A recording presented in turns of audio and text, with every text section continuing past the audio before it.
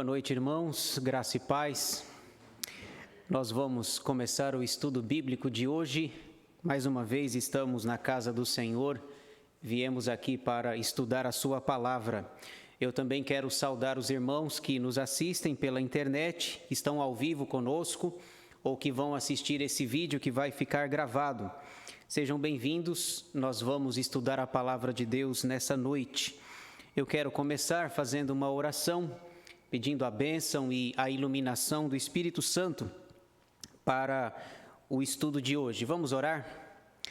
Senhor nosso Deus e nosso Pai, nós te agradecemos pelas nossas vidas, pelo teu cuidado, pelo teu amor, pela tua proteção, pela tua graça para conosco.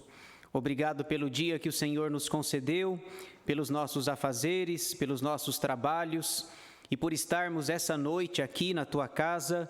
Viemos aqui para estudar a tua palavra, para te conhecer um pouco mais e melhor e crescer na graça e no conhecimento de nosso Senhor e Salvador Jesus Cristo.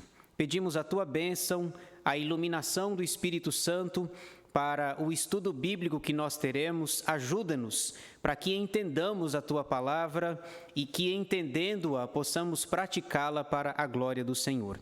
Abençoa os irmãos que estão aqui no templo, abençoa os irmãos que nos acompanham ao vivo pelo canal, aqueles que vão assistir o vídeo gravado depois, que cada um de nós seja edificado pela tua palavra. Nós oramos agradecidos no nome de Jesus, o nosso amado e suficiente Salvador. Amém. Muito bem, irmãos, então vamos começar o estudo bíblico de hoje, quinta-feira, dia 16 de junho de 2022. Nós estamos estudando o livro do Apocalipse, como é do conhecimento dos irmãos. O nosso objetivo é estudar o livro todo, capítulo por capítulo, versículo por versículo, assunto por assunto. A nossa ideia é olhar para o livro e entendê-lo. A gente vai devagar, tentando entender esse livro, o último livro da Escritura. Eu tenho falado para os irmãos que alguns colegas, alguns pastores também estão estudando esse livro em suas igrejas. Talvez pelos últimos acontecimentos, pela guerra na Ucrânia e Rússia. Então, é um livro desafiador. Nós ainda estamos na parte tranquila, na parte não tão tranquila assim, mas a partir da semana que vem vocês vão ver que vai esquentar e o assunto vai ficar melhor do que já está. Então, o nosso objetivo é estudar o livro todo, capítulo por capítulo, versículo por versículo. Nós já temos 3 estudos no canal. Já temos 2 estudos do capítulo 1 e 1 estudo do capítulo 2. Hoje nós vamos para o estudo de número 4. Estamos estudando a primeira sessão, que vai dos capítulos 1 a 3, denominada de Os 7 Candeeiros de Ouro. Estamos estudando, lembrando que a nossa visão, o nosso entendimento é que o livro não é cronológico, ele segue uma visão cíclica, repetitiva. Ele conta a mesma história 7 vezes e a gente vai ver cada uma dessas histórias à medida em que nós vamos avançando nos capítulos. Hoje, a nossa ideia é terminar a primeira história, a primeira sessão, denominada de Os 7 Candeeiros de Ouro. Nós estamos estudando os Apocalipse, capítulos 2 e 3. Aqui você tem nesse mapa a localização das 7 igrejas da Ásia Menor.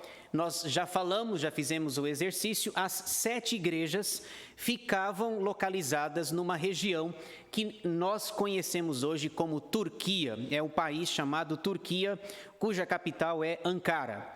Do lado esquerdo, para mim aqui, acho que para vocês também, tem um nome ali, Patmos. É a ilha, essa ilha do Mar Egeu, para onde o apóstolo João foi deportado por causa da palavra de Deus e do testemunho de Jesus Cristo, conforme diz o capítulo 1.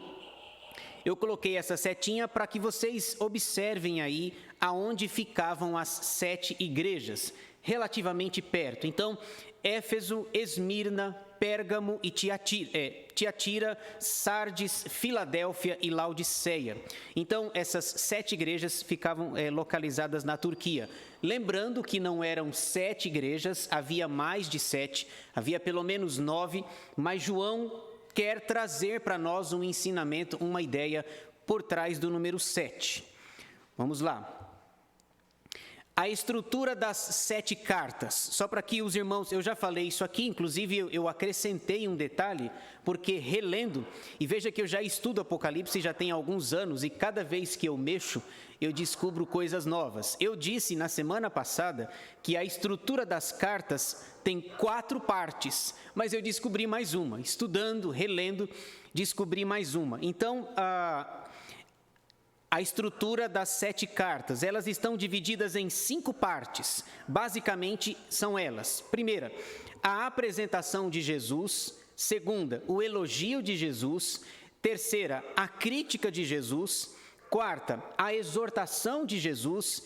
E quinta, a promessa de Jesus. O que eu acrescentei em relação à semana passada foi o item 4. Eu não tinha colocado aí a exortação.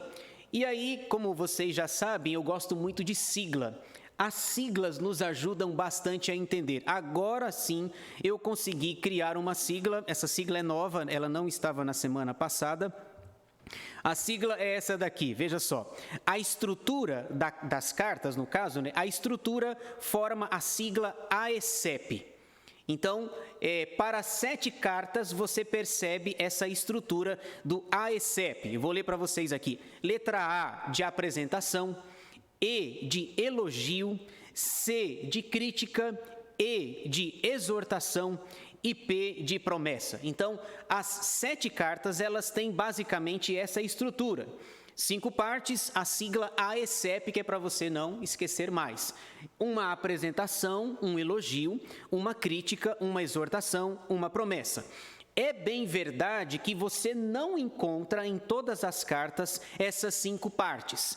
Por exemplo, tem igreja que Jesus não faz nenhum elogio, certo? Tem uma igreja, a gente vai ver hoje, que Jesus não fez nenhum elogio sequer. Portanto, essa igreja vai ter 4 partes. Mas tem igreja, por exemplo, a igreja de Éfeso, que é a primeira das 7, tem as 5 partes. O AECEP, apresentação, elogio, crítica, exortação e promessa. Porque, por exemplo, o número 3 é crítica. Quando a gente aprende que quando a gente faz uma crítica, o que a gente tem que fazer? A gente tem que trazer a solução, né? Porque não adianta nada apresentar uma crítica, trazer o problema. Tem gente que é muito bom nisso, traz apenas o problema, né? A solução não traz. Então, Jesus traz uma crítica, mas ele traz a solução. Jesus critica a igreja e diz assim, eu vou trazer o remédio para vocês. Eu vou apresentar o remédio para a vida de vocês. Então, basicamente, aí fiquem com o AECEP, que é a estrutura básica das 7 cartas. Eu trouxe isso aqui também. Aqui nós temos nesse gráfico as 7 igrejas, em um resumo, simbolizadas por 7 castiçais ou 7 candelabros. Então, essa linha azul é para dividir os capítulos. No capítulo 2, nós temos 4 igrejas: Éfeso, Esmirna, Pérgamo e Tiatira. Então, isso é o capítulo 2, que nós já vimos. Abaixo da linha azul, nós temos o capítulo 3, que é o nosso foco hoje, que é o nosso propósito. Sardes, Filadélfia e Laodiceia. Então, você percebe, na primeira coluna, você tem o nome da igreja. Na segunda, o elogio. Na terceira, a crítica. E na quarta coluna, uma promessa. Então, veja só, eu queria que você olhasse aí. Na segunda coluna, que é a do elogio, lá embaixo, a última, tá vendo? Qual é o elogio de Laodiceia? Nenhum, não tem elogio. A igreja de Laodiceia não recebeu nenhum elogio. A gente vai falar sobre ela hoje. Então, não tem nenhum elogio. Eu estou mostrando isso para vocês, porque se a carta não necessariamente tem aquelas 5 letras lá, o AECEF.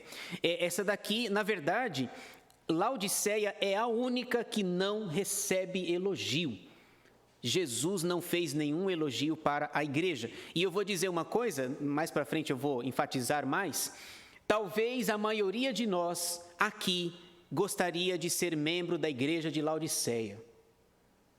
A maioria de nós, se fosse para escolher, nós escolheríamos Laodiceia. E detalhe, não tem nenhum elogio para a igreja de Laodiceia. A gente vai chegar lá. Então, acima da linha azul é o capítulo 2 e abaixo da linha azul é o capítulo 3.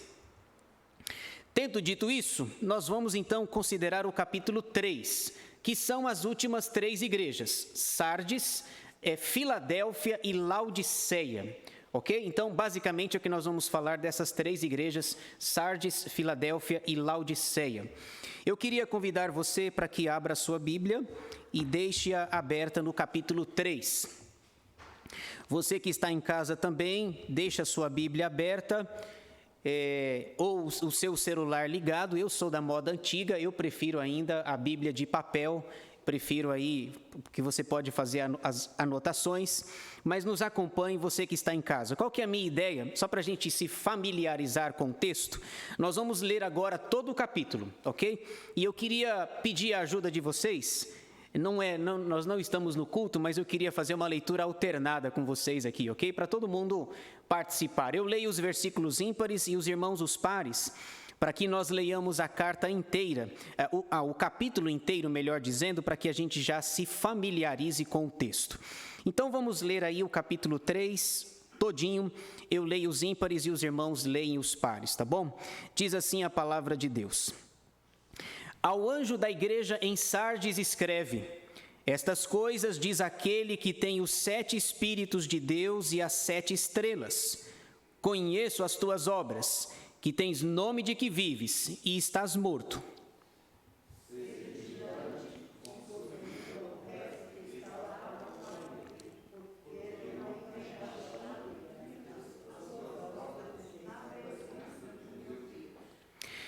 Vocês jantaram?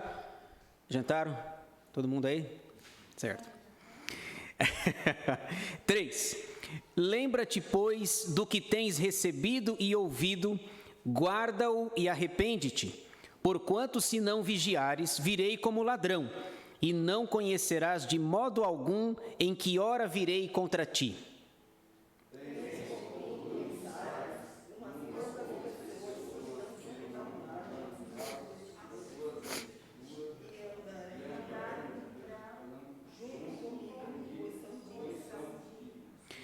O vencedor será assim vestido de vestiduras brancas, e de modo nenhum apagarei o seu nome do livro da vida. Pelo contrário, confessarei o seu nome diante de meu Pai e diante dos seus anjos.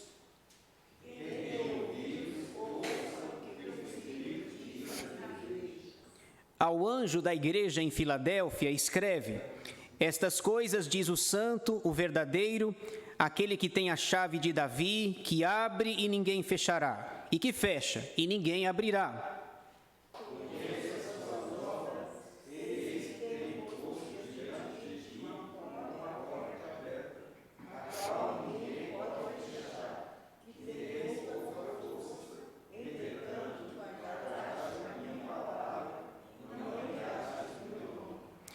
Eis, farei que alguns dos que são da sinagoga de Satanás, desses que a si mesmos se declaram judeus e não são, mas mentem, eis que os farei vir e prostrar-se aos teus pés e conhecer que eu te amei.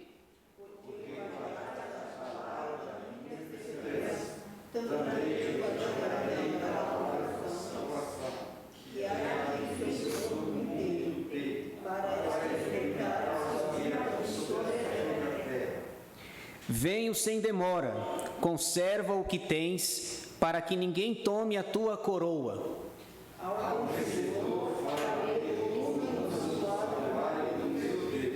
E daí jamais sairá. Gravarei também sobre o nome de meu Deus, o nome da cidade de meu Deus, a nova Jerusalém, que desce do céu, vinda da parte de meu Deus, e o meu novo nome. Quem tem ouvidos, ouça o que o Espírito diz às igrejas.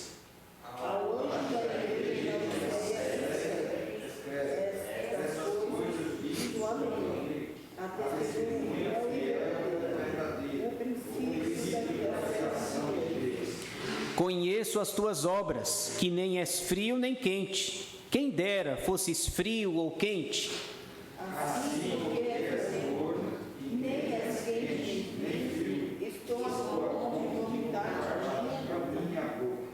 Pois dizes, estou rico e abastado, e não preciso de coisa alguma. E nem sabes que tu és infeliz, sim, miserável, pobre, cego e nu. Aconselho-te, come outros impregnados pelo fogo, para que te enriquecer, para te vestir, a fim de que não seja manifesta a vergonha da tua nudez, e comigo para os olhos, a fim de Eu repreendo e disciplino a quantos amo. Sê, pois, zeloso e arrepende-te. Eis estou à porta e bato. Se alguém ouvir a minha voz e abrir a porta, entrarei em sua casa, cearei com ele e ele comigo. Ao vencedor dar-lhe-ei sentar-se comigo no meu trono, assim como também eu venci e me sentei com meu Pai no seu trono. Quem tem ouvidos, ouça o que o Espírito diz às igrejas. Amém. Entenderam alguma coisa aí? Tudo certinho? Entenderam? Vamos esmiuçar isso daqui agora. Então vamos lá. Para a quinta igreja, a quinta das 7 igrejas, que é a igreja de Sardes, que nós lemos, capítulo 3, versículos de 1 a 6. Vamos falar algumas coisas pertinentes à igreja de Sardes. Bom, lembrando que as cartas têm aquela estrutura lá do AECEP que eu falei para vocês. Então, a gente vai ver a estrutura dessas 3 igrejas. Vamos começar aí com a letra A, de apresentação. Nós temos a apresentação de Jesus. Como é que ele se apresenta? Versículo 1 diz assim: Ao anjo da igreja em Sardes escreve: Estas coisas diz aquele que tem os 7 Espíritos de Deus e as 7 estrelas. Conheço as tuas obras, que tens nome de que vives e estás morto.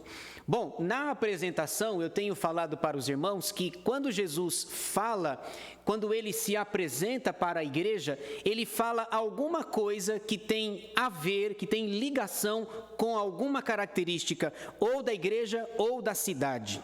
Aqui no versículo 1, para a igreja de Sardes, Jesus se apresenta com 2 qualidades, com 2 atributos. É o atributo da plenitude e do governo. Veja, ele diz assim: estas coisas diz aquele que tem os 7 Espíritos de Deus. A ideia de 7 Espíritos, o número 7 traz a ideia da perfeição. Deus é um só. Nós acreditamos no monoteísmo, ele é um só. Quando fala que ele tem 7 espíritos, é para falar da sua plenitude, da sua capacidade. Ele é pleno, ele pode ensinar a igreja de Sardes. Então, os 7 espíritos falam da sua plenitude. E a outra característica que é descrita sobre Jesus é a questão do governo, porque ele tem, além de 7 espíritos, ele tem as 7 estrelas. Quem são as 7 estrelas? Eu coloquei essa setinha ali para vocês verem. Na mão direita diz que tem 7 estrelas. As 7 estrelas, no capítulo 1, são os anjos da igreja, são os pastores, no nosso entendimento, os pastores das 7 igrejas. Então, Jesus se apresenta para a igreja de Sardes dizendo: olha, eu tenho a plenitude, eu sou Deus, eu cuido de vocês. E outra coisa, o governo das igrejas está rigorosamente nas minhas mãos. Ele tem na sua mão direita, que é a mão da autoridade, as 7 estrelas, os 7 anjos, os 7 pastores que cuidavam de cada uma daquelas igrejas. Então, é assim que ele se apresenta para a igreja de Sardes. Segunda parte aí, seguindo aquela estrutura, a crítica de Jesus, versículo 1b. A crítica é que a igreja de Sardes estava morta espiritualmente. Diz o versículo 1, a parte B: conheço as tuas obras, que tens nome de que vives e estás morto. Qual é a crítica, portanto, que Jesus faz para a igreja de Sardes? Tem a ver com a sua vida espiritual. A igreja estava morta espiritualmente. Jesus diz: vocês têm o nome de que vive, mas na verdade estão mortos espiritualmente. E é interessante, irmãos, que na igreja de Sardes você não encontra dois problemas que geralmente acontecem nas outras e nas nossas também. Na igreja de Sardes não tem perseguição. Não tem perseguição. Não é dito em nenhum versículo aqui, até o versículo 6, que a igreja estava sendo perseguida. Não havia perseguição na igreja. Outra coisa que não havia na igreja era heresia. Lembram-se que nós falamos semana passada que uma das igrejas tolerava a doutrina de Balaão, e a mesma igreja tolerava a doutrina de Balaão e toleravam os nicolaítas. Percebam que em Sardes não há heresia, não há perseguição, e você diz: essa igreja está boa. Essa igreja não é perseguida e a igreja não tem heresia. Mas tem um problema sério, interno, ela está espiritualmente morta, ela não reage, ela tem nome de que vive, mas está morta. Nas minhas pesquisas aqui, eu vi um comentário dizendo assim: Satanás estava tão despreocupado com a igreja de Sardes que nem atacava ela. Porque veja, não tem perseguição, não tem heresia, a igreja é para estar boa, para estar voando, mas ela diz que tem nome de que vive, mas está morta. Satanás nem estava preocupado com a igreja de Sardes. Lembram-se no capítulo 2 que em uma das igrejas, a igreja de Pérgamo, lá estava o trono de Satanás. A cidade onde Satanás habitava, aqui ele estava tranquilo, porque veja, a igreja está morta, a igreja está no CTI espiritualmente, a igreja trabalhava, a igreja tinha suas atividades, mas espiritualmente estava morta. Qual é o problema da igreja de Sardes? É o mundanismo. O mundanismo entrou na igreja, e veja, hoje nós falamos de mundanismo, mas não é nada novo. Não é uma coisa de hoje, não é do século 21. O problema é o mundanismo que entrou na igreja. Não tem perseguição, não tem heresia, mas tem o mundanismo que tornou essa igreja, que tem nome de que vive, mas está morta. E quem está dizendo que ela está morta é Jesus. Quem está dando esse diagnóstico é Jesus. Então essa é a crítica. Se está morta, vocês precisam reagir. Terceiro, a exortação de Jesus, versículos 2 e 3. Jesus faz duas exortações para essa igreja, que tem nome de que vive, mas estava morta. Veja só, a primeira é vigilância. Vigilância no versículo 2. Sê vigilante e consolida o resto que estava para morrer, porque não tenho achado íntegras as tuas obras na presença de meu Deus. Os estudiosos dizem que houve um terremoto na cidade de Sardes, e os moradores lá de Sardes, eles já ficavam sempre alertas, com medo de terremotos. E eles sempre ficavam atentos e vigilantes para um possível terremoto na cidade lá. A cidade foi destruída, foi construída, foi destruída, foi reconstruída, e eles ficavam sempre atentos com um novo terremoto. Veja que Jesus conhece a igreja e conhece a geografia da cidade. Quando Jesus diz, ser vigilante, a ideia é a mesma vigilância que vocês têm para tomar cuidado em relação a um possível próximo terremoto. Ele usa a mesma expressão, vocês estão vigiando, mas preocupados com um novo terremoto. Eu queria dizer que vocês deveriam ser vigilantes em outra coisa, na área espiritual. Então Jesus conhece a igreja, conhece o coração, conhece a geografia, Jesus conhece a cidade. Então, sejam vigilantes, não com o terremoto, mas com a vida de vocês. Vocês têm nome de que vive, mas estão mortos. E aí, o João diz no versículo 2, consolida o resto que estava para morrer. Tinha gente já morta e tinha gente já no CTI, mais gente internada para morrer espiritualmente. Então, a primeira exortação de Jesus, seja vigilante. Segunda, tem a ver com arrependimento. Versículo 3.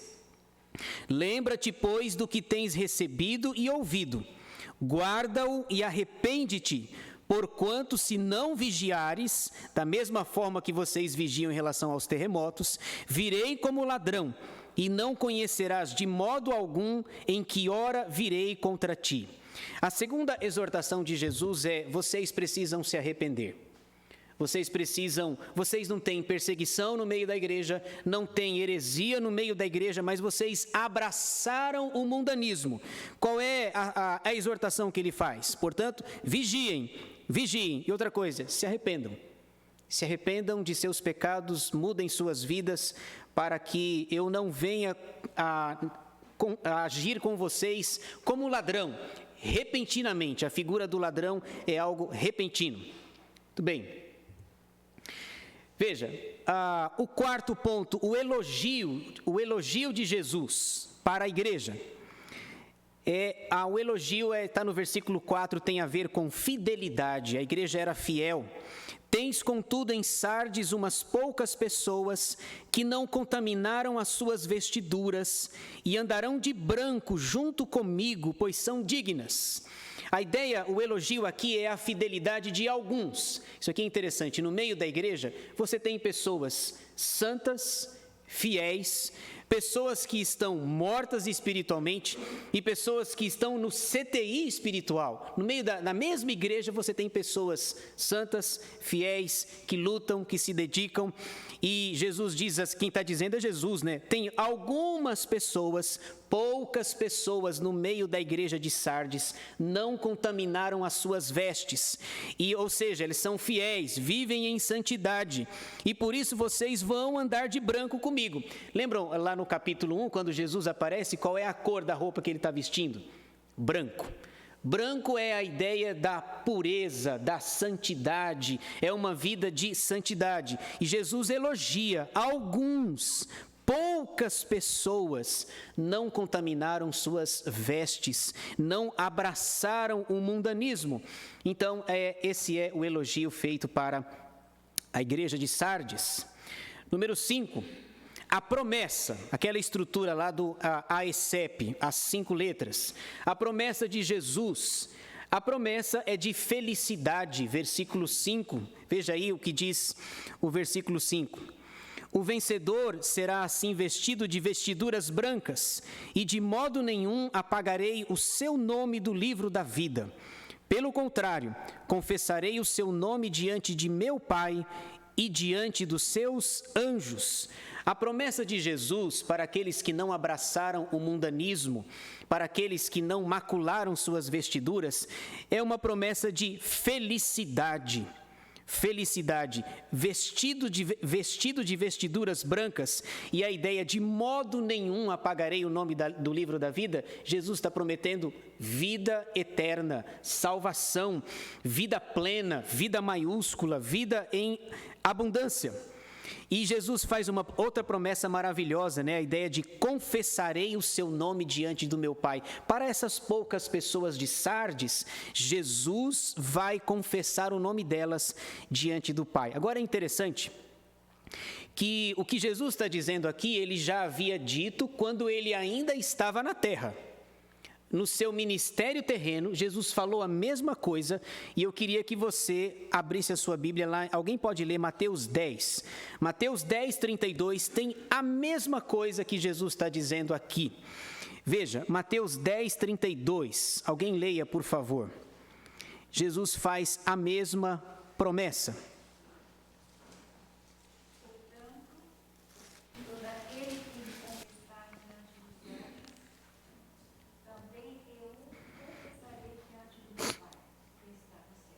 Viram a semelhança? A semelhança do que está em Mateus 10, 32 para Apocalipse 3, versículo 5, é muito grande. Jesus diz assim, olha, para vocês que são fiéis, que não abraçaram o mundanismo, eu vou confessar o nome de vocês diante do meu Pai e dos seus anjos. Mas essa já é a segunda vez que ele está dizendo. Lá em Mateus 10, 32, ele ainda estava na terra, no seu ministério terreno, ensinando aos seus discípulos. Ele diz, todo aquele que me confessar diante dos homens, também eu o confessarei diante do meu Pai. Veja, é o que eu tenho falado para vocês, né? A dificuldade não é entender Apocalipse, a dificuldade é entender os evangelhos, porque a base está lá. O que está sendo dito em Apocalipse 3 já havia sido dito por Jesus em Mateus capítulo 10. Então essa é a promessa de felicidade. A cor branco no Apocalipse, a partir da semana que vem a gente vai trabalhar sobre isso, a cor branco vai aparecer muitas vezes, e o branco fala de pureza, de santidade. Lá no capítulo 15, a igreja está num mar de vidro, semelhante a um cristal mesclado de fogo, é uma das imagens mais belas que eu já vi, eu tenho essa imagem em casa, capítulo 15, no mar de vidro mesclado de fogo, e as pessoas estão com vestiduras brancas. O que Jesus está dizendo no capítulo 3 se repete lá no capítulo 15, porque o branco é a pureza, é a santidade. Lembram-se de Josué, lá no livro de Zacarias, quando Satanás chega para Josué acusando ele, dizendo que a roupa dele está suja? Lembra disso? Satanás vem e diz assim: olha, você não pode, Josué, ser o sumo sacerdote, sua roupa está suja, sua roupa deveria estar branquinha, igual a do Arão, sua roupa está branca. E Satanás vem, ele é o acusador, vem para acusar e diz: olha Deus, Josué não pode exercer o ofício do sumo sacerdócio, a roupa dele está suja. E Deus diz: eu vou limpar a roupa dele. Olha isso, nós estamos lá em Zacarias, mas o simbolismo é o mesmo. Zacarias, Apocalipse 3, Apocalipse 15. Vocês vão andar comigo com roupas brancas, que é a pureza, a santidade que Jesus está dizendo. Versículo 6, ele encerra dizendo: preste atenção ao que diz o Espírito. Esse é um jargão, ele vai repetir isso sempre, né? Preste atenção ao que diz o Espírito. Versículo 6. Quem tem ouvidos, ouça o que o Espírito diz às igrejas. Muito bem. A sexta igreja, Filadélfia, capítulo 3, versículos 7 a 13. Nós vamos ver aí qual é o diagnóstico que Jesus faz sobre Filadélfia. Tem uma pergunta aqui sobre Sardes, deixa eu respondê-la logo aqui. Pergunta da Leila Bragança: por que a igreja de Sardes estava morta? Leila, nós temos dito que não havia heresia na igreja, não havia perseguição, ela estava morta porque abraçou o mundanismo. E veja, essa ideia do mundanismo dentro da igreja, o próprio João já tinha falado, vocês devem se lembrar, 1 de João, capítulo 2, versículo 15, o que João diz lá? Não ameis o mundo, e nem as coisas que há no mundo. Quem amar o mundo, o amor do Pai não está nele. Veja, 1 de João 2,15. A ideia de Apocalipse aqui, para Sardes, é a mesma coisa. Ele está dizendo as mesmas coisas, os mesmos valores, usando outras linguagens, usando símbolos. Então, Leila, respondendo a sua pergunta aqui, a igreja estava morta porque abraçou o mundanismo. É aquilo que a gente brinca hoje do crente Raimundo, né? Um pé na igreja e o outro no mundo. Muito bem, vamos ver aí Filadélfia. Sim. Aqui está dizendo: ser vigilante e consolida o resto que estava para morrer. O que é exatamente essa passagem que eu li? Essa palavra aí do versículo 2, Alexandre, consolida na versão NAA, Nova Almeida atualizada, ele já mudou e melhorou a tradução, já que ao invés de consolida, está fortalece. A ideia tinha pessoas mortas espiritualmente já, lembrando sempre do viés espiritual, e outras pessoas que ainda não estavam mortas espiritualmente, mas já estavam doentes, estavam no CTI espiritual. Então o que Jesus está dizendo é: seja vigilante, como vocês são vigilantes para os terremotos, e fortaleça aquelas pessoas que estão indo no mesmo caminho de vocês. Está encomendado para morrer, mas não morreu ainda. Está encomendado, né? Está com a sua alma encomendada, por assim dizer, né? O que a exortação de Jesus aqui, olha, já tem gente que está morta espiritualmente, tem gente que está fraco, tem gente que está no CTI. cuidado, fortaleça essas pessoas para que elas não se juntem às demais. Essa é a ideia, ok? Vamos ver aí Filadélfia. Veja, olha só a roupa de Jesus, tá vendo? Vestes brancas, vai aparecer o tempo todo no livro, até o final vai aparecer aí vestes brancas. Lembrando a estrutura, né? O AECEP. Então vamos para a apresentação. Veja como que Jesus se apresenta. Ele se apresenta no versículo 7, dizendo que tem autoridade, por causa da palavra-chave. Ao anjo da igreja em Filadélfia escreve: estas coisas diz o santo, o verdadeiro, aquele que tem a chave de Davi, que abre e ninguém fechará, e que fecha e ninguém abrirá. Então, a apresentação que Jesus faz aqui, ele se apresenta para a igreja de Filadélfia para dizer que ele tem autoridade. Quem tem a chave tem autoridade.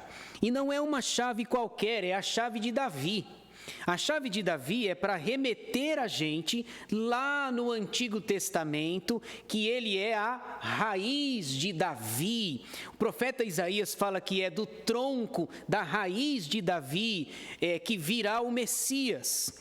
Ele é o rebento, o tronco de Davi. Ele tem a chave. Quem tem a chave tem autoridade. Jesus está dizendo: eu tenho autoridade para dizer o que eu vou dizer.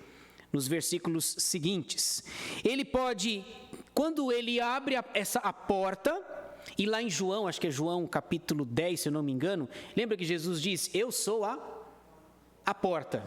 Ele não disse isso? Eu sou a porta. Então veja, é a mesma coisa. O difícil está nos evangelhos. Ele já disse: olha, eu sou a porta, quem não entrar por mim não tem vida. E aqui ele está dizendo: eu sou a porta. Quando eu abro, ninguém pode fechar. Quando eu fecho, ninguém pode abri-la. Então, igreja de Filadélfia, eu tenho autoridade, eu tenho a chave. Muito bem, isso aqui é a apresentação de Jesus. Segundo, o elogio de Jesus. O elogio para a igreja é a fidelidade. A igreja de Filadélfia era fiel. Versículos 8 e 9, nós podemos ver essa questão da fidelidade. O verso 8 diz: conheço as tuas obras, eis que tenho posto diante de ti uma porta aberta, a qual ninguém pode fechar, que tens pouca força, entretanto, guardaste a minha palavra e não negaste o meu nome.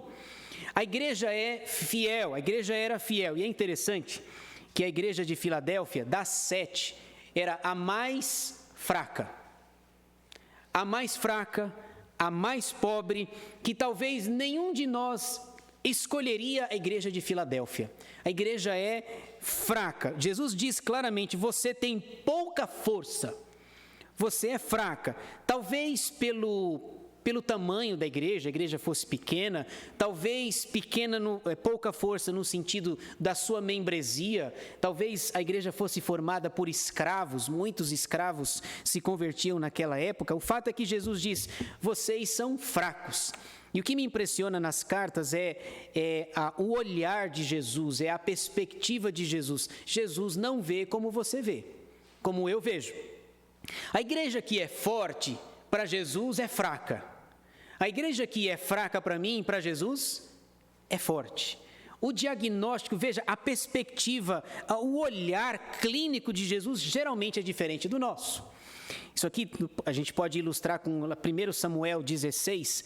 Lembram-se quando Samuel foi para a casa de Jessé escolher o novo rei de Israel? Samuel chega lá e chega o primeiro lá, acho que Abinadab, se não me engano, e o Samuel viu um cara grandão, enorme. Samuel pegou o chifre, o azeite, já ia derramando na cabeça, e Deus: calma, Samuel, calma, grande por grande, nós já temos um grande aqui, já temos o Saul, que no dia da sua posse lá, estava escondido numa caixa. Então calma, Samuel, não se precipite. Passou o primeiro, passou o segundo, terceiro, passou o sétimo, não é... Samuel disse assim: não tem mais filho aí não? Tem mais um, mas ele não está nem aqui. Está lá cuidando das ovelhas. Samuel disse: traga-o, chame-o, nós não vamos comer e nem oferecer o sacrifício se ele não estiver aqui. Quando Davi chega, ele diz o texto que ele é ruivo, baixinho, talvez de 1,60 m, parece comigo, parece não? Ruivo, baixinho, de boa, invejosos vão dizer que não é verdade, né? De bela aparência. E aí Deus diz, é esse Samuel, pode ungir. Sabe por quê, Samuel? Porque eu não vejo como os homens veem.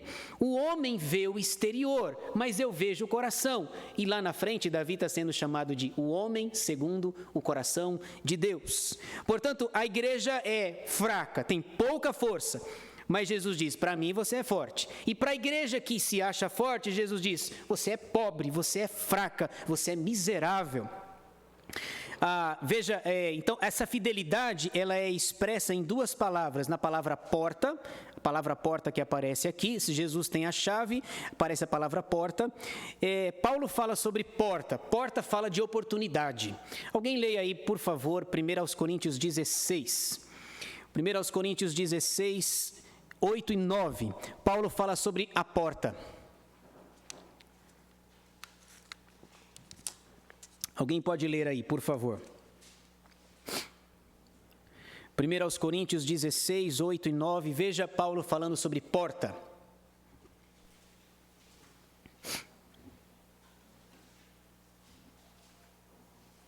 Ficarei, porém, em Éfeso até o Pentecostes, porque uma porta grande e oportuna para o trabalho se me abriu, e há muitos adversários. Isso, obrigado. Paulo diz, ficarei em Éfeso até o Pentecostes, porque uma grande porta foi aberta.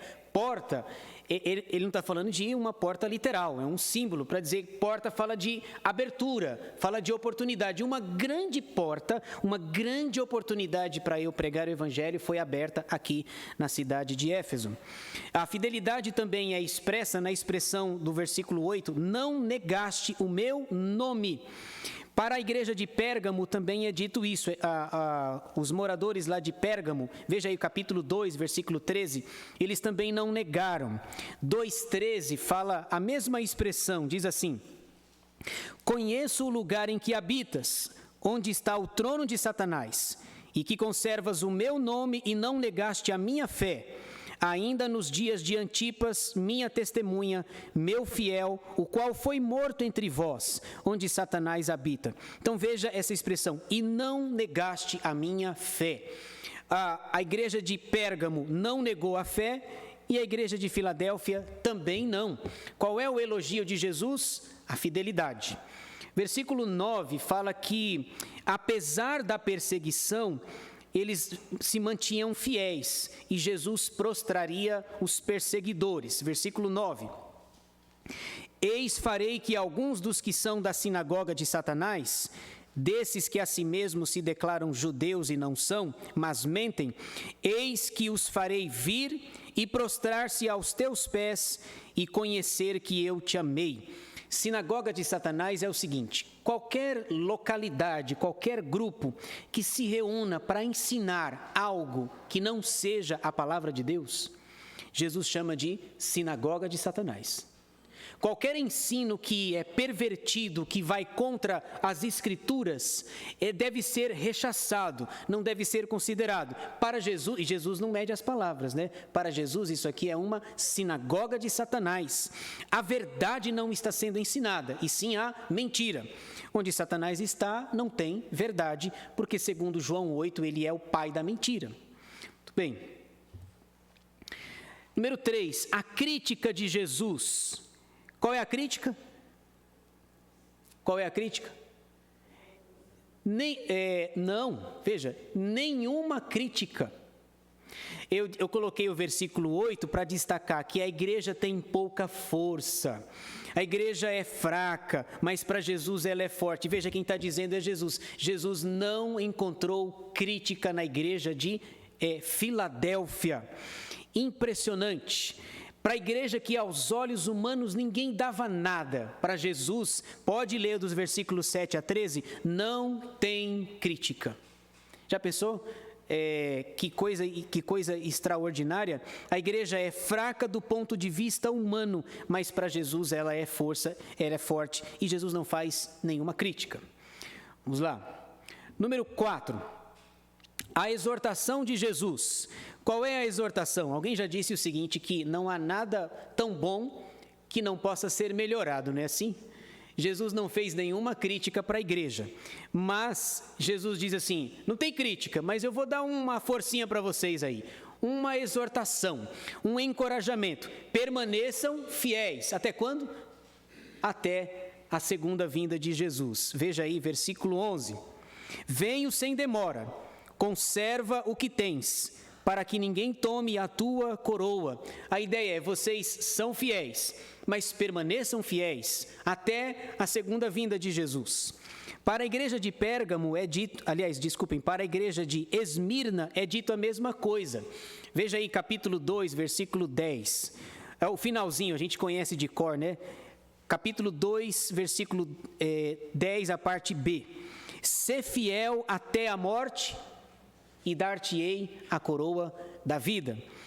Para a igreja de Esmirna e a igreja de Filadélfia, tem exortação e encorajamento para que ambas permaneçam fiéis. Não há nada tão bom que não possa ser melhorado. Muito bem, número 5, a promessa de Jesus. Qual a promessa que Jesus faz? Ele faz 3 promessas, 3. No versículo 10 e no versículo 12. A primeira promessa é uma promessa de guardar da provação, versículo 10. Porque guardaste a palavra da minha perseverança, também eu te guardarei da hora da provação, que há de vir sobre o mundo inteiro, para experimentar os que habitam sobre a terra. Irmãos, esse versículo aqui merece um destaque, porque o versículo 10 é tão complicado que a maioria dos evangélicos no Brasil diz que a igreja não vai passar pela grande tribulação por causa desse versículo, certo? Jesus diz assim, como você foi fiel, eu vou livrar você, vou guardar você da hora da provação que há de vir sobre o mundo inteiro. Aí os dispensacionalistas pegam esse versículo e dizem assim, está vendo? A igreja não vai passar pela grande tribulação. Quando o anticristo aparecer, quando as coisas ficarem ruins aqui, a igreja, não vai estar aqui para contar história. Então, por causa desse versículo, uma doutrina é construída, dizendo que a igreja não vai estar, quando o bicho pegar, eu não vou estar aqui mesmo. Então, os ímpios e os judeus que se virem para suportar o anticristo. No entanto, não é disso que Jesus está falando aqui. Essa guardar da hora da provação não é algo futurista, não é algo que vai livrá-los. Jesus diz lá em Mateus 24, um texto não pode contradizer o outro.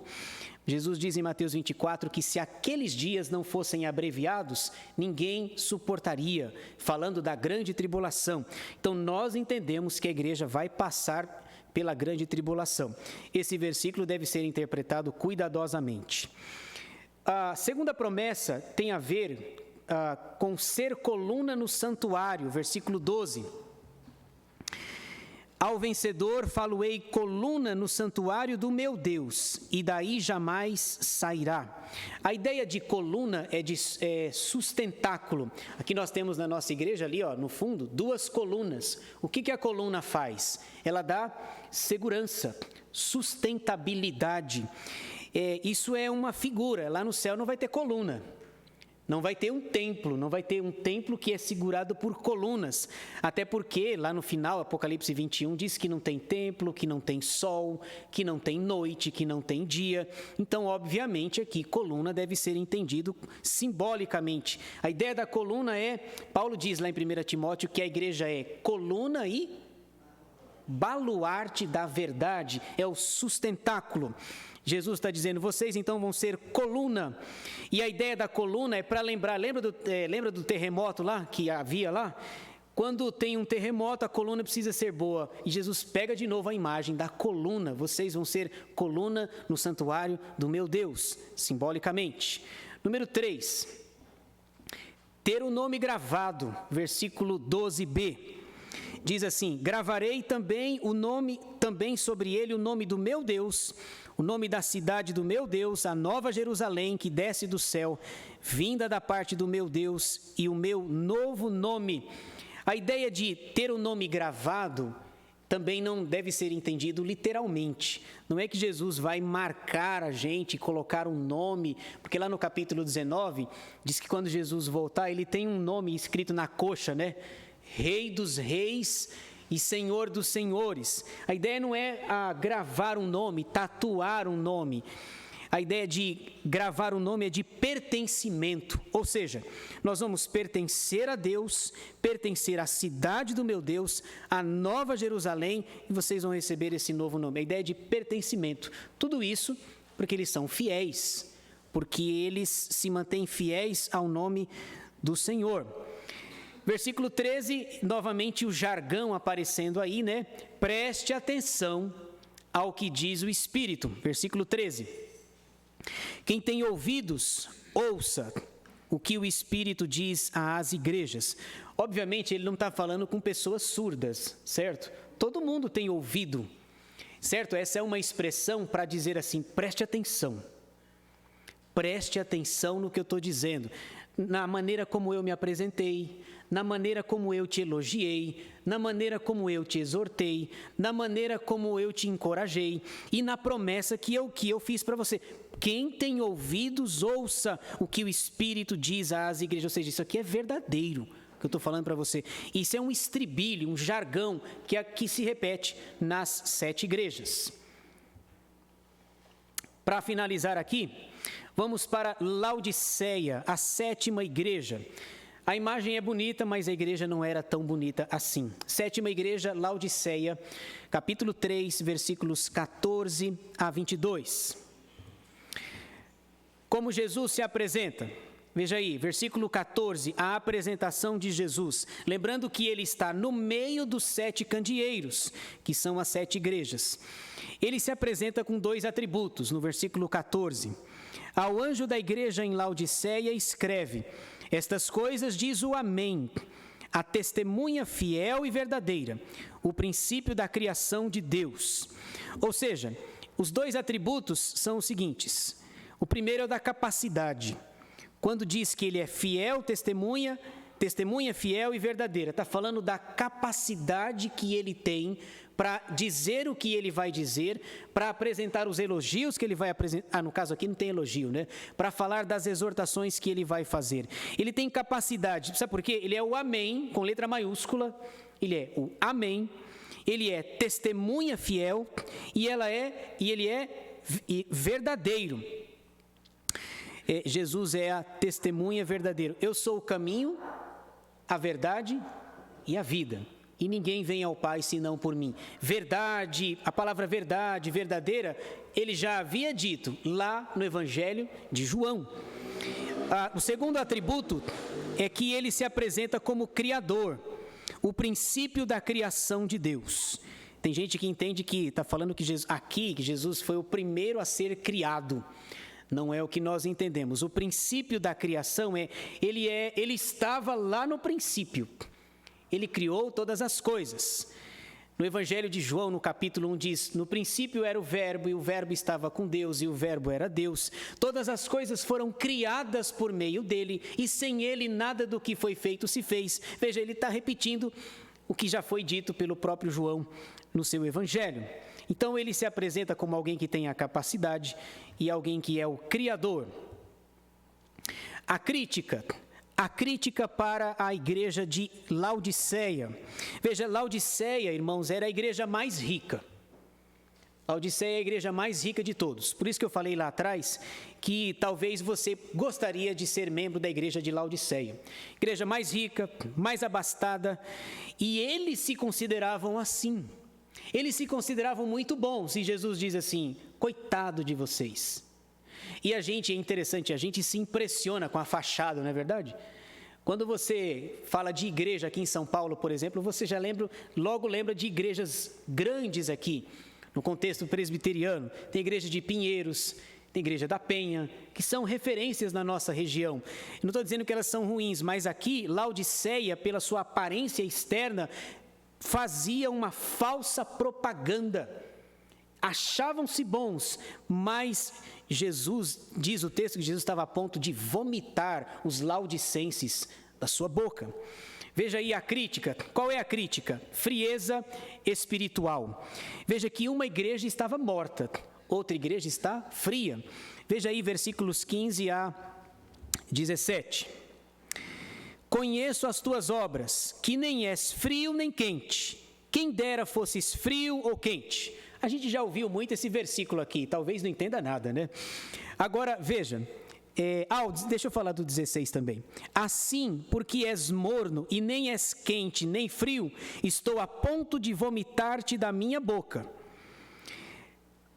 Esse versículo aqui, às vezes a gente lê e não entende. Novamente, eu queria dizer uma coisa para vocês. Jesus conhece o nosso coração, Jesus conhece a igreja, Jesus conhece a cidade.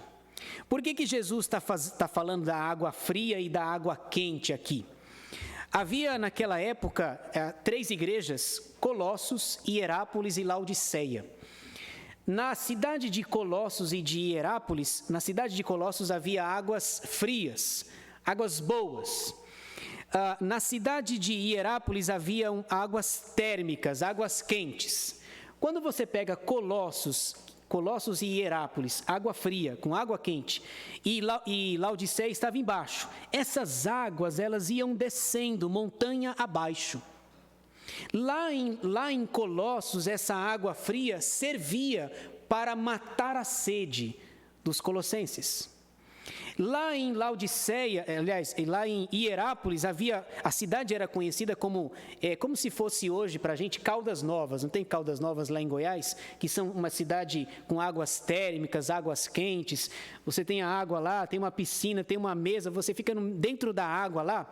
Quando chegava em Hierápolis, a água era quente. Essa água quente servia para uso medicinal.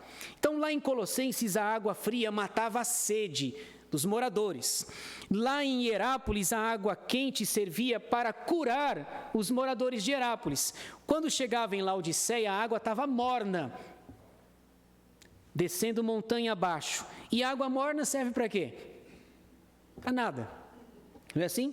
E Jesus diz assim no versículo 15, quem dera, que se você fosse frio ou quente, quem dera fosses frio ou quente, porque se você fosse frio, você poderia saciar a sede das pessoas.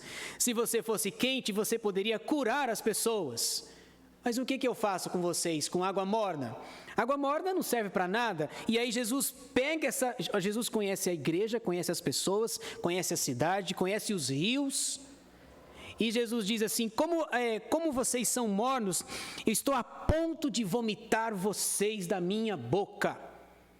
E era a igreja mais rica, versículo 17, olha só. Pois dizes, estou rico e abastado e não preciso de coisa alguma, e nem sabes que tu és infeliz, sim, miserável, pobre, cego e nu. Veja aí. Então, no versículo 17, a igreja tinha uma visão errada de si mesmo. Entenderam a ideia da geografia? O frio e o quente? O frio mata a sede, o quente serve para curar, e o morno não serve para nada. E muitas pessoas entendem isso aqui errado. Se você não entender essa questão da geografia, você vai dizer bobagem aqui no texto. Vamos lá. Oi. Entendeu a ideia do rio, seu Milton? Ponto de vomitar. Diga. É pelo fato de que a igreja ela era uma igreja rica e porém pobre de Deus, seria isso? E o seu Milton está entendendo o simbolismo, agora vai, seu Milton. Exatamente isso, por quê? O que acontece, seu Milton, a igreja tinha uma visão, como a gente diz no versículo 17, viu, né? A igreja tinha uma visão errada dela mesma.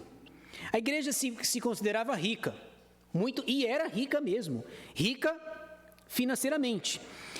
Veja, o texto vai falar no versículo 18 que eles tinham um colírio o colírio que era feito na cidade, lá a cidade era rica, esse colírio era quase um colírio milagroso, a ponto de quase resolver o problema da cegueira da pessoa.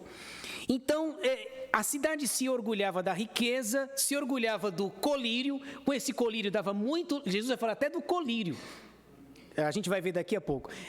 A igreja é rica, ele diz, eu sou rico, eu não preciso de nada. E Jesus diz, você não é rico não, você é pobre.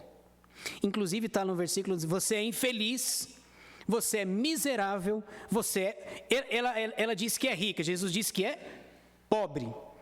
Ela diz que enxerga, Jesus diz que ele é cego. Havia uma grande indústria têxtil em Laodiceia. A Laodiceia vendia tecidos caros e ricos. E Jesus diz assim, vocês estão? Nu. Percebam que a visão que ela tem de si mesma é completamente equivocada. Jesus diz assim, olha, vocês acham que são ricos, mas são pobres. Filadélfia acha que é pobre, não é assim? A sexta, Filadélfia acha que é pobre, eu acho que ela é rica. Filadélfia diz que tem pouca força, mas eu acho que ela é forte. Então essa ideia do vomitar, seu Milton, que é uma linguagem simbólica aqui, né? O vomitar, a água morna não serve para nada. Então Deus não vai vomitar essa água aqui, né? A ideia vomitar é a ideia de a igreja é inútil. A igreja não está servindo para nada. A água fria de Colossos mata a sede. A água quente de Hierápolis cura doenças. E vocês fazem o quê? Nada. É isso. E é a maior igreja, a igreja mais rica, mais opulenta e não recebe. Quer ver aqui? Elogio, cadê? Cadê o elogio? O elogio de Jesus, nenhum elogio. E veja, seu Milton, não há nenhum problema em ser rico. Não há nenhum problema em ser rico, ser poderoso, não há nenhum problema. O problema é você deixar de confiar em Deus por causa da riqueza que você tem. E isso é uma coisa natural em nós seres humanos, sabia? Dá o dinheiro para ver, né? Eu peguei esse parâmetro aqui justamente por isso, porque se você hoje está junto com Deus, buscando o Senhor, você começa a ganhar um dinheirinho, tem a tendência de dizer, hoje eu não posso, porque eu preciso de adiantar aquela coisa, e aí começa daí a pouco você, pelo fato do dia. Exatamente. Você esquece de Deus, abandona Deus e pensa só no maldito dinheiro. Exato, Paulo fala lá em Timóteo, não vou lembrar de cabeça, Paulo diz assim, o amor ao dinheiro é raiz de todos os males. E veja, olha só, o amor ao dinheiro. Veja, você pode usar o dinheiro, você não pode amá-lo. Você não pode amá-lo, ok? Agora veja, sobre o elogio, não tem nenhum. E aqui a maioria aqui gostaria de ser membro da igreja de Laodiceia, porque os bancos são estofados, é tudo bom, é tudo ótimo. E ninguém ia querer ir para a igreja de Filadélfia, viu? Lá a igreja tem pouca força. Tá vendo aqui, ó? A gente faz as associações, né? Aqui, então, para o seu Milton, Filadélfia seria o Jardim Eliã. Pouca força, né? Pobre e tal, né? Vamos lá. Veja qual é... Eu já estou acabando aqui, irmãos. A última parte, a promessa. Qual é a promessa? A promessa de Jesus para quem sair desse marasmo aqui, né? A promessa é reinar com Jesus. Deixa eu ler os versículos 18 até o final.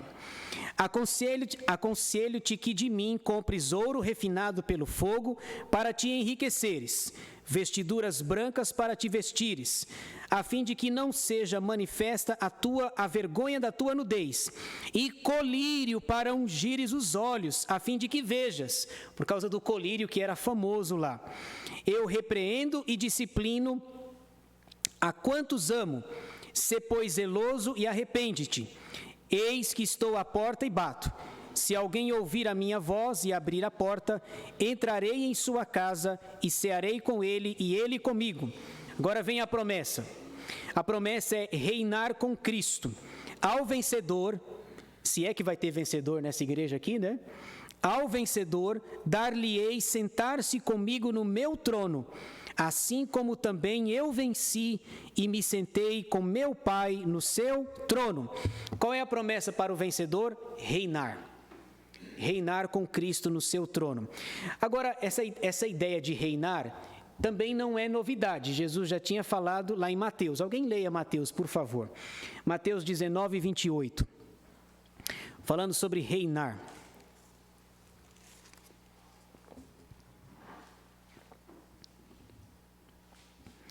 Mateus 19, 28, Jesus faz a mesma promessa sobre reinar.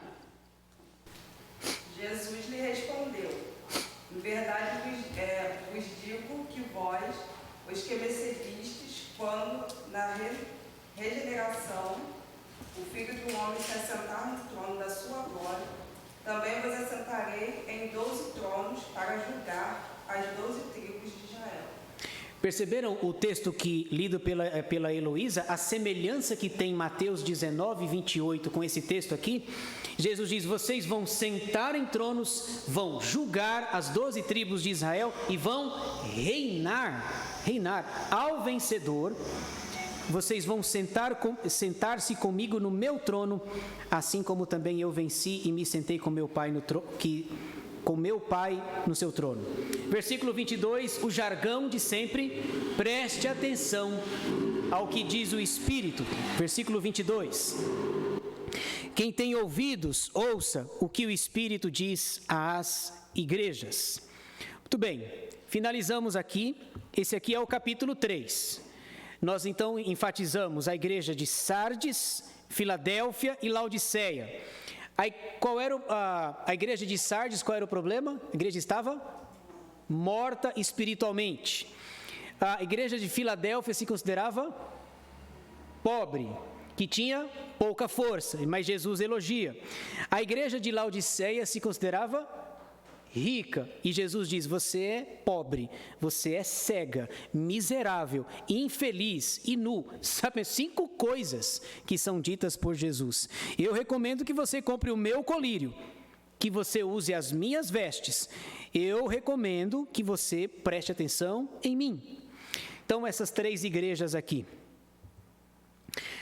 Na aplicação, eu quero mostrar uma imagem para a semana que vem, vocês vão gostar.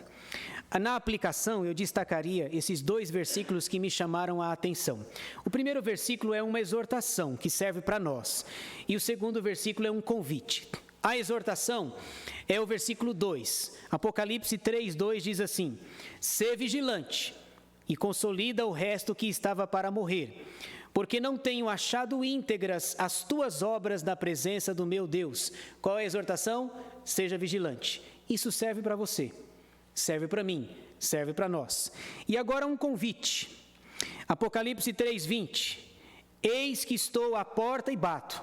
Se alguém ouvir a minha voz e abrir a porta, entrarei em sua casa e cearei com ele e ele comigo. A palavra porta aparece novamente aqui, e tem muita gente que interpreta esse versículo errado, da porta, né? Veja, essa porta aqui, Jesus não está falando de salvação. Primeiro que Jesus está falando para crentes, ele está falando com crente. A gente sempre ouviu que esse versículo fala de salvação, e eu também. Mas estudando melhor eu cheguei à conclusão que não. Esse texto não está falando de salvação. Jesus não está assim, não é assim, ele batendo na porta, pedindo pelo amor de Deus para entrar, não é assim? E aí o pecador diz, não quero. Jesus não está falando de salvação. A melhor interpretação que eu achei, esse versículo fala de comunhão. Esse versículo é como se Jesus estivesse dizendo, igreja de Laodiceia, vocês são ricos, vocês são autossuficientes, vocês têm tudo, só está faltando uma coisa no meio de vocês, eu. Só está faltando uma coisa, vocês terem comunhão comigo, porque vocês querem comunhão com dinheiro mesmo, com o colírio, com a fama, com as roupas que vocês fazem, com o colírio e tudo mais. Então, aí, o texto fala de comunhão. Jesus está dizendo assim, vocês não têm comunhão comigo. Vocês têm comunhão com as coisas que vocês consideram importantes. Então, veja a sutileza do versículo. A gente sempre ouviu que esse versículo fala de salvação. Jesus está lá, pelo amor de Deus, pedindo para entrar. Não, é só um símbolo para dizer que a igreja de Laodiceia, apesar de rica, não tem comunhão com aquele que tem capacidade, do versículo 14, e com aquele que é o Criador, que é o princípio da criação. Vocês não têm comunhão comigo. Veja como a interpretação é complicada. Então, eu já entendi durante muito tempo que esse versículo... Vocês também? Eu aprendi assim. Aprendeu? Tá vendo? Então não foi só eu, né? Se foi só eu. Os pastores que passou por aqui... Ó, assim, ó. Não é assim? O pecador fazendo...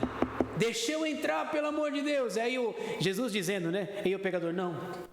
E Jesus diz, eu estou batendo na porta. Se você abrir, eu entro. E se você não abrir? Felizmente, não vou abrir. Mas quem é o mais poderoso? É quem está batendo ou quem vai abrir? É Jesus ou é o pecador? Veja que o texto não fala de salvação. Eu fui traído por esse versículo. Não fala, a gente aprendeu esse versículo falando de salvação, mas ele fala de comunhão. Ele vem falando, vocês têm tudo, vocês não têm, só uma coisa que vocês não têm, comunhão. Rapaz, isso vai ter uma divergência nessa... Vai, deixa eu... Mas se você quiser, se você quiser ficar com... Oi? A parte que ele fala, se areia já está dando a ideia de comunhão. Isso, exato. Tá vendo? Rapaz, você não está longe do reino dos céus. Você me ajudou e muito agora, viu? E o seu Milton vai para casa em paz também agora. Quer ver? Cearei com ele. Com quem que a gente ceia? Jesus. Com quem a gente tem comunhão. Por exemplo, a Santa Ceia, a gente dá a ceia para todo mundo? Não. A gente dá a ceia para quem a pessoa foi batizada, professou sua fé. Então veja como eu fui traído também por esse texto. A minha vida inteira eu achei que o texto fala de salvação, ó. Mas eu não estou batendo na madeira não, tá? Mas o texto fala de comunhão. Jesus diz na ceia, né? Essa aqui é a última vez que eu estou participando das... Obrigado, viu, Douglas? Você é o cara. Essa é a última vez que eu estou participando da ceia com vocês. Qual que é a próxima? Quando vai ser a próxima? No céu, no reino. Então, Jesus ali não está falando de salvação, Jesus está falando de comunhão. É a mesma coisa aqui. Mas eu aprendi, durante muito tempo, que esse texto fala de salvação. Jesus oferece a salvação e o pecador diz, eu não quero. Certo? Entrarei em sua casa e cearei. A gente ceia com quem nós temos comunhão. Muito bem. Diga. Eu passei, faz o que, acho que uns 12 anos Olha lá, atrás. tá vendo? Viu, seu Milton? Há uns 12 anos atrás, assim, eu vivi para ver. Era uma Kombi da Igreja Católica e ela tinha vários colantes, né? Aí tinha um que era muito engraçado. Era um colante redondinho. Aí tinha aquela carinha de Jesus assim, meio tristinho, apontando o dedo para você, eu preciso de você. E, cara, rapaz, era de chorar, você não sabia se você ria. Você viu numa Kombi? Numa Kombi da Igreja Católica. Eu já vi num Fusca. Esse mesmo? Eu preciso de você. Vocês já viram em algum carro já? Aliás, o meu filho Daniel não pode ver Fusca, que ele fica um Fusca branco, um Fusca preto, um Fusca vermelho, ele fica doidinho quando ele vê, né? Entendeu? Ele fica doidinho. Eu já vi num Fusca, né? Atrás estava assim, Jesus apontando assim, ó. Só que isso aqui está errado, viu? É assim, ó. Eu preciso de você. Vocês nunca viram? Alexandre, obrigado, viu, Alexandre? Eu preciso de você. Bom, biblicamente é o contrário. Concordam? Quem é que precisa de Jesus? Nós. O que foi que Jesus falou lá em João? Sem mim, nada podeis fazer. Então, olha a teologia do Fusca, seu Milton. Teologia do Fusca. Eu preciso de você. Certo? Sim, nós estamos num momento de perguntas. A dúvida do 3.1, lá atrás, eu não quis falar, para não tirar muito tempo, mas o 3.5 tem aquela passagem que ele fala, de modo nenhum apagarei o seu nome do livro da vida. Né? Dá a entender, né, para quem é arminiano, vai dar a entender que você pode entrar no livro da vida e depois vai para lá e apaga. Quer dizer, tem esse sentido de perder salvação ou é é no sentido assim, de modo algum, ou seja, de garantir mesmo. Então, é uma boa pergunta. A ênfase do versículo 5 é da garantia de que o seu nome não vai ser tirado de lá. Porque, de fato, existe no arminianismo, funciona assim. O seu nome está no livro da vida. Mas você deu umas aprontadas aí e tal, você pecou, e aí perdeu, saiu do livro da vida. Aí você se consagrou, voltou para Deus, tal, você abriu a porta lá, abriu a porta, o seu nome foi escrito novamente. Então, a ênfase está na garantia de que o seu nome não sai de lá. Haja papel, haja caneta, haja corretivo, né? O seu nome não sai de lá. Só para apimentar mais um pouquinho, lá em Êxodo, Moisés diz assim: Senhor, perdoa o povo, ou então risca o meu nome do livro aí, não foi assim? Ele não falou isso aí? Isso daqui dá um BO, viu, Elias? Dá um BO para interpretar, por quê? Porque você fala, bom, aqui em Apocalipse diz que não risca, e lá em Êxodo Moisés quase riscou, como é que faz? Agora tem um detalhe, Moisés disse assim, primeiro que eu não falaria isso. Moisés diz, ou o Senhor perdoa o pecado do povo, ou então pode riscar o meu nome do livro da vida aí. Você está doido, Moisés? Pirou a cabeça aí, vai que Deus nem perdoe e apaga seu nome. Agora tem um detalhe, aquele livro não é o livro da vida. Muitos interpretam que aquele livro lá de Moisés, lá de Êxodo, Senhor, perdoa o pecado, então risca o meu nome do livro que escreveste. Aquele livro de Êxodo não é o mesmo livro da vida, porque o livro da vida foi escrito antes da fundação do mundo, conforme o texto de Apocalipse. O livro que Moisés diz, pode riscar meu nome, é o livro da história de Israel. A ideia é, não conta comigo para esse projeto. Senhor, ou o Senhor perdoa, então risca aí, põe alguém aí no meu lugar. Então o livro é o livro da história de Israel, que não pode ser confundido com o livro da vida, porque o livro da vida foi escrito antes da fundação do mundo. Olha como é sutil, se você não lê o texto de Êxodo direito, você chega à conclusão que é possível apagar o nome do livro da vida. E são livros diferentes.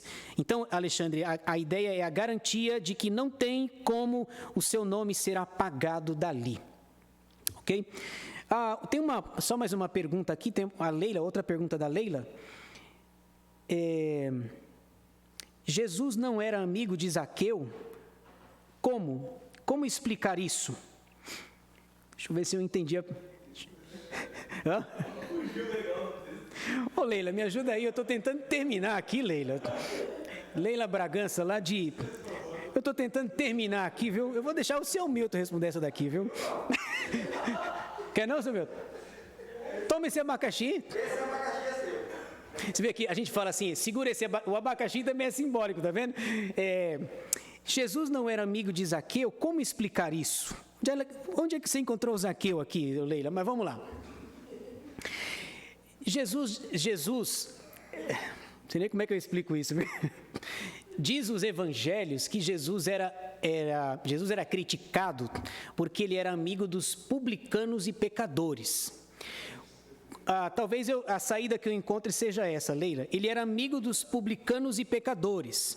Ser amigo de Zaqueu entra na mesma ideia. Ele era um publicano, um maioral dos publicanos.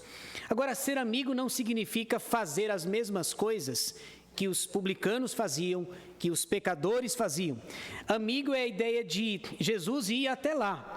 Jesus dizia, os sãos não precisam de médico. Então, eu iria nessa direção aqui, Leila. Amigo no sentido de ir atrás, porque Jesus diz, eu vim salvar as ovelhas perdidas, as da casa de Israel e outras pessoas também. Ela está explicando aqui, no sentido de eis que estou à porta e bato. Mas são textos diferentes, Leila. A ideia de Laodiceia está falando para crente. Zaqueu, aliás, tem a música do Zaqueu, né?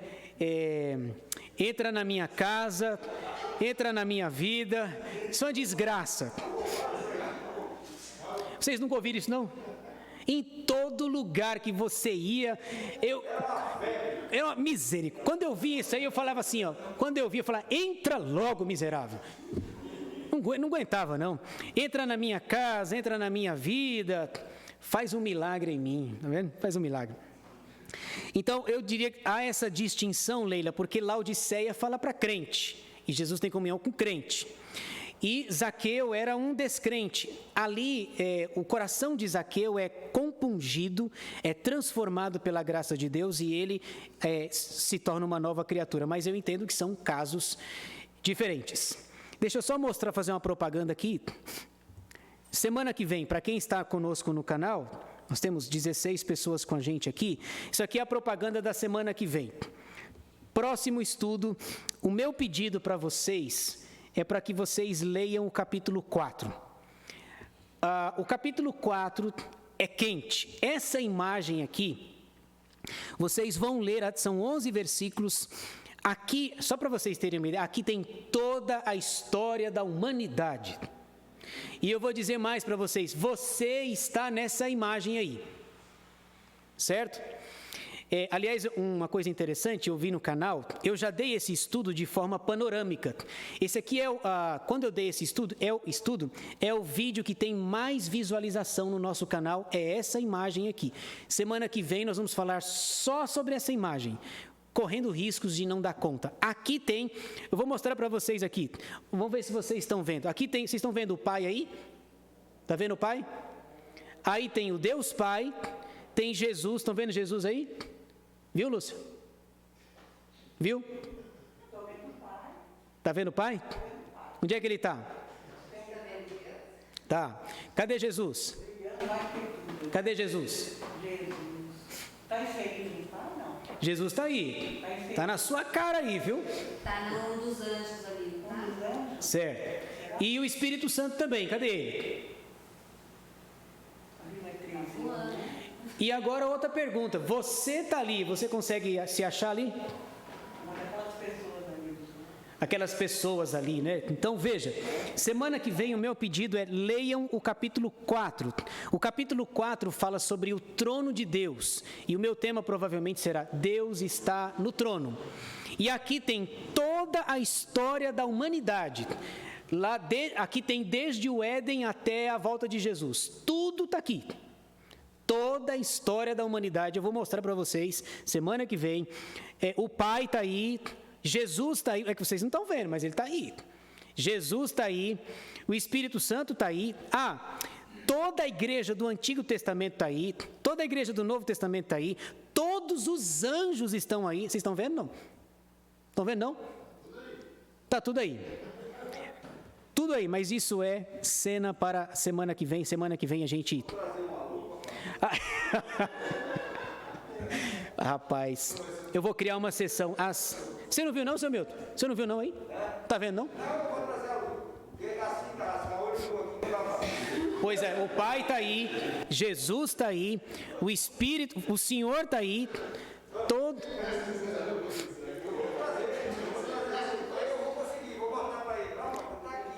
Eu vou criar uma nova sessão, viu, Alexandre? As 7 lupas. Rapaz, aqui a gente aprende, viu? Irmãos, Deus nos abençoe. Vamos orar. Eu vou pedir para a gente ir embora. Deixa eu ver. Douglas, ora para a gente aí, por favor. Senhor Deus, Pai, te agradeço por esse momento, te agradeço pela oportunidade de estar aqui na tua casa, mais uma vez, aprendendo a tua palavra, Senhor. Peço que o Senhor abençoe cada um que se encontra, que essa palavra que foi ensinada frutifique, Deus, em nossos corações, que não fique só no nosso intelecto, mas que podemos praticar, Senhor. Que o Senhor continue abençoando o Reverendo Edivaldo, a sua igreja, que o Senhor possa nos dar uma noite de descanso e uma ótima sexta-feira, Deus. Isso eu te peço, em nome de Jesus. Amém. Amém.